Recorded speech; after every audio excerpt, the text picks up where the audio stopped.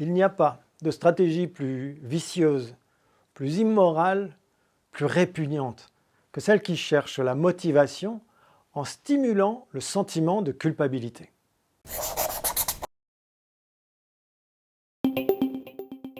Et pourtant, c'est une stratégie de motivation très efficace, car elle touche à l'essence même du lien qui nous attache aux autres, la solidarité. Et être coupable, eh bien, c'est rompre ce lien d'entraide, ce respect mutuel.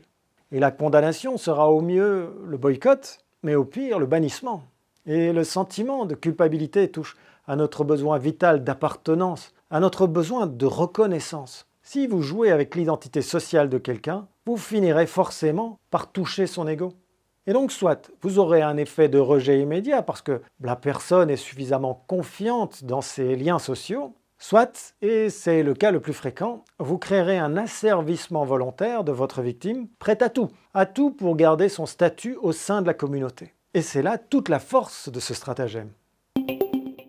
Mais le jeu de la culpabilisation doit être subtil, subtil pour que vous ne soyez pas, vous, identifié comme le persécuteur. Oui, il faut laisser votre victime imaginer elle-même le risque qu'elle court à ne pas répondre à vos attentes. Et généralement, cette victime a tendance à amplifier la punition à l'extrême jusqu'à une damnation perpétuelle. Alors oui, nous sommes évidemment à 100% dans de la manipulation.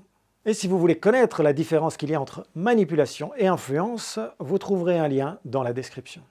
Soyons clairs, si je vous parle de cette stratégie, ce n'est pas pour que vous en abusiez. Oh non, mais bien pour que vous en soyez sensibilisés. D'abord que vous soyez sensibilisés vis-à-vis de ceux qui tenteront de vous manipuler, mais aussi, et c'est le plus important peut-être, que vous soyez sensibilisés à vos propres stratégies inconscientes de culpabilisation. Car il faut être honnête, la stratégie de motivation par culpabilisation est la plupart du temps réalisée à l'insu de son plein gré. Et oui, on ne le fait pas consciemment, mais cette stratégie se construit petit à petit par essai-erreur, souvent dans l'adolescence, où elle fait des miracles avec les parents évidemment. Et sans s'en rendre compte, elle s'affine avec le temps pour devenir totalement naturelle dans la vie courante. Tellement naturelle d'ailleurs que même les victimes ne s'en sentent pas victimes, ce qui rend ce stratagème d'autant plus efficace.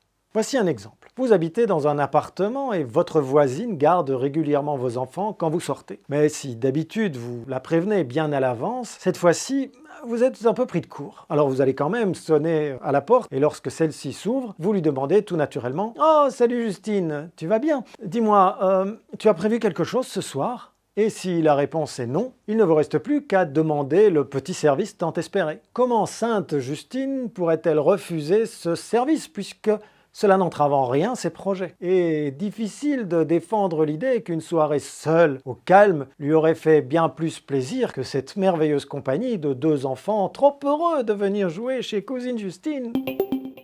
Alors, cette technique, tout le monde l'a utilisée d'une manière ou d'une autre. C'est presque une technique de vente forcée. Ce qui est amusant, c'est que lorsque vous questionnez le demandeur sur le stratagème utilisé, en aucun cas il ne consentira à une quelconque malveillance. Et il est certain que son intention, quoique de vouloir atteindre son but, n'était en rien de tromper cette pauvre Justine que toute la famille aime tant. Justine elle-même n'y trouvera à redire, car c'est bien elle qui s'est interdite de refuser. Personne ne l'y forçait, si ce n'est ce fichu sentiment de culpabilité.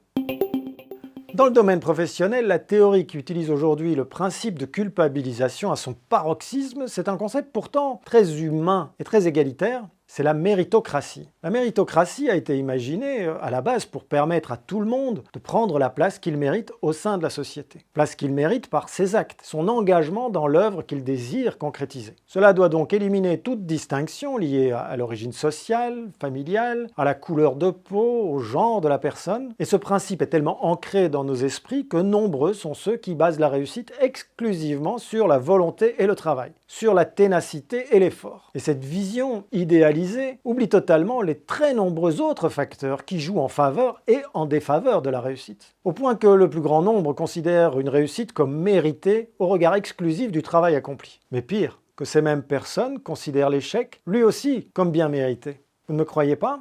Voici une publication qui est passée sur LinkedIn il y a quelques semaines. Elle a récolté plus de 400 likes en quelques jours. Et nombreux furent les commentaires du genre « c'est tout à fait vrai, c'est exactement ça ». Pourtant, cette vision de la réussite montre clairement que celui qui est en échec en est responsable, de par ses choix, de par son attitude. C'est à peine si on ne lui reproche pas de chercher à échouer volontairement. Celui qui échoue est devenu le coupable de son échec, et il ne doit s'en prendre qu'à lui-même.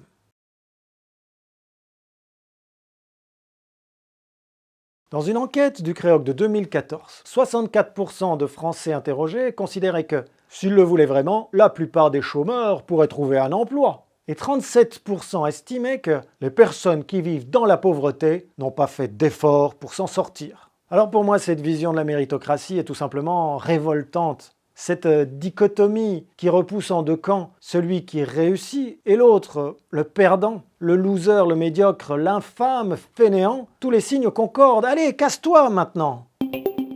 Il reste un domaine que nous n'avons pas abordé et qui use et abuse de la stratégie de motivation par culpabilisation. C'est le marketing, évidemment. On le sait, le marketing n'est pas le temple de la morale et de la bonne conscience. Son but exclusif est de vous pousser à l'acte d'achat. C'est inscrit dans sa constitution. Mais cela ne doit pas nous empêcher d'être vigilants. La stratégie de culpabilisation la plus connue est celle des ONG. Elle cherche à nous sensibiliser à la misère et à la détresse de populations éloignées qui souffrent plus que nous. Et c'est en inséminant la graine de la culpabilité que ces ONG alimentent leur fonds de commerce. Dans ce contexte charitable, chacun est libre en fait, et la manipulation est finalement encore assez grossière. Et Médecins du Monde, tu connais ou pas? Ah oui, je suis désolée, j'ai vraiment pas le temps, je suis pressée. La prochaine fois, promis, ok? Ça va rien durer. La prochaine fois, je te promets. Heureusement, nous acceptons aussi les dons en ligne ou par courrier. Mais l'idée que si je ne donne pas, c'est que je suis un vil égoïste, me paraît un peu limite tout de même. Par contre, quand ce sont des grosses industries qui utilisent éhontément ce stratagème, on peut se poser la question des valeurs qu'elles ont décidé de prôner. Alors non pas celles qu'elles affichent évidemment, mais bien celles qu'elles exploitent. Excellente semaine à vous, et continuez chaque jour de votre vie à stimuler le système.